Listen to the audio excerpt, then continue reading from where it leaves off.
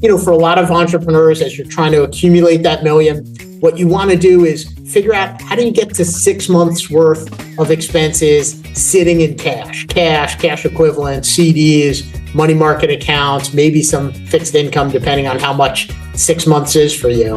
Welcome to Unstoppable Podcast with Harry Sardinas, inspiring conversations with influential millionaires, investors, thought leaders, entrepreneurs who are making a massive difference with their innovative products and services, and sharing the challenges and the wisdom of how they sold their first million.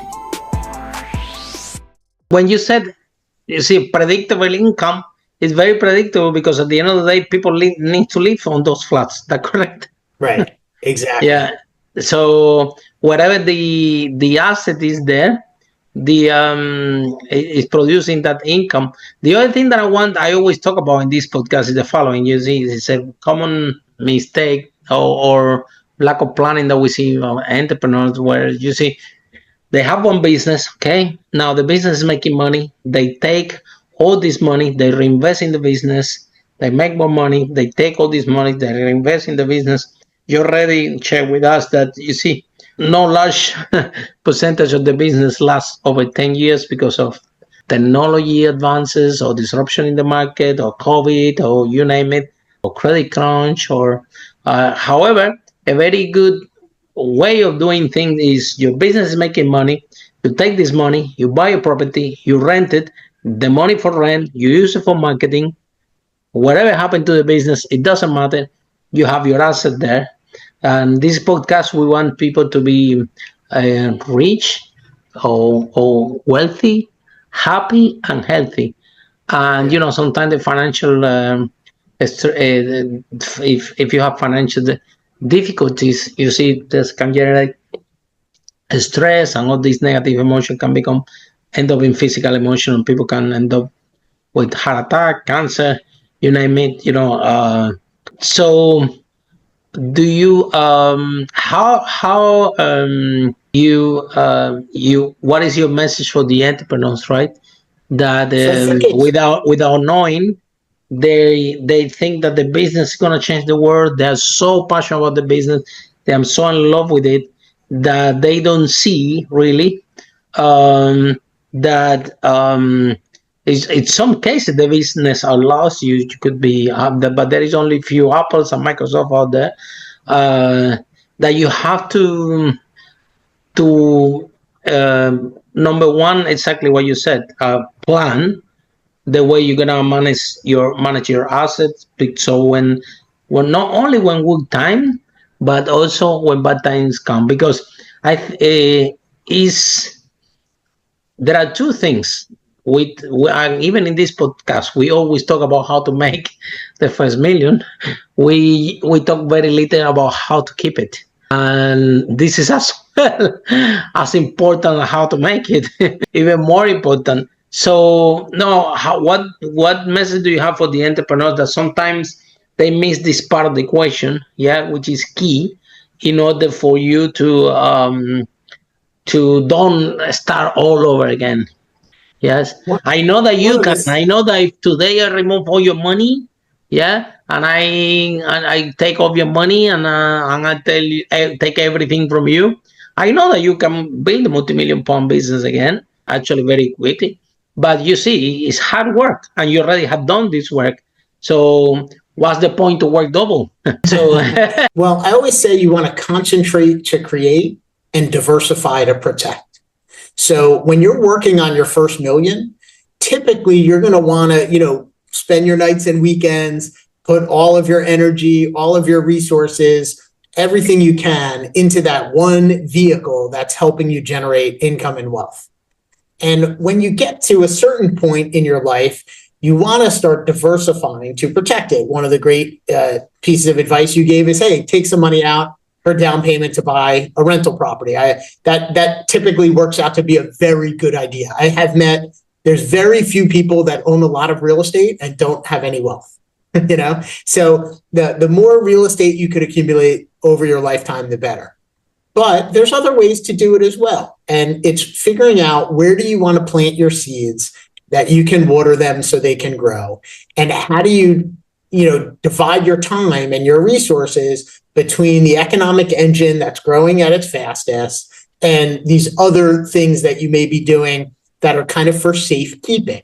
And some people talk about having a barbell risk strategy where you have a lot of low risk assets and you have your one significant high risk asset. I think, for a lot of entrepreneurs, as you're trying to accumulate that million, what you want to do is figure out how do you get to 6 months worth of expenses sitting in cash equivalents, CDs, money market accounts, maybe some fixed income, depending on how much 6 months is for you. But once you've got that, 50 grand saved up or 100 grand saved up, well, now over the next year or 2 years, how do you get another 50 grand that you could pull out of the business and maybe invest it, whether it's a piece of real estate, whether it's another investment that you're very excited about? That's low risk. I think too often I find entrepreneurs that are taking all this risk in their business and then they want to take money out of their risky business and put it into risky cryptocurrencies. Well, now you're probably diversifying into something you don't really know as much about as the business that you're running.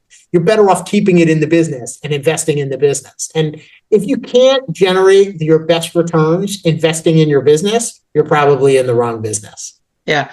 And I think that I'm glad that you touched this about the cryptocurrency, because a lot of time, and that's why real estate is so powerful, because I think something is easy to understand. We all live in houses, we all pay rent, right?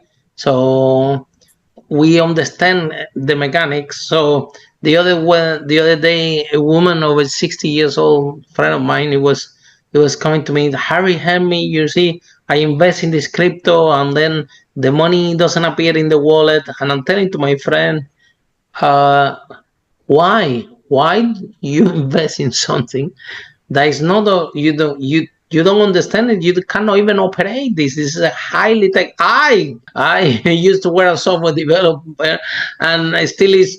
It's challenging for me to transfer something in these electronic wallets and things like that. Yeah, so complex. I don't want to know about it. And then if you lose this code, you lose this wallet, you don't have access. Too much for me, right? Because you do need to understand when you're investing what is the risk, and you need to understand the investment itself. And I think that out there we all want to. A lot of people want to get the money fast, and they listen to the story without there is you see it has to make sense behind. It's not like you buy this asset, okay, this asset is going to produce X amount of income, if that makes sense. And if it's physical, if it's tangible, if you go and can see it and touch it, better, right? Like a property that you know where it is, yeah?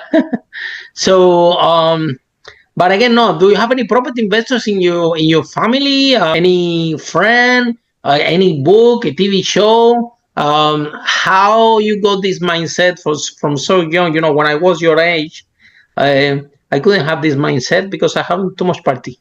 Well, I grew up with a single mom. So how you create this very young age that discipline? Okay, this is what we're gonna do. We're gonna save 100% one full salary, and we're gonna reduce our expenses. When you're young, you want to go on holiday, you want to travel the world, you want to have fun, you want to go and dance. All this is expensive, right? So how you took these caution decisions that okay, we're gonna structure our life financially in a way that is positive for us. So we go to work because we want to, not because we have to, which is a very different approach, right? So from where do you get this inspiration? So I had my mother was a single mom raising 3 kids. She always worked 2 jobs, sometimes 3. Wow. And I always knew when it was payday. And she never had enough money. And, partly it was the experience of seeing how she lived. And in contrast, my father's a CPA. I'm a 3rd generation CPA. And he had his own small business. And like many entrepreneurs, we had good years and bad years. But when we would go out to dinner, I could always order dessert. Or when it was raining on the weekends, we might go bowling and then to the movies. And so as a little kid, I knew right away that having more money meant having more choices. And so it ingrained in me this strong desire to become financially independent, to be able to give myself those choices that I saw my father had. And I started reading books when I was young. I started investing in the stock market when I was 9. When you were 9 years old? Yeah, 9 years old, I bought my first stock.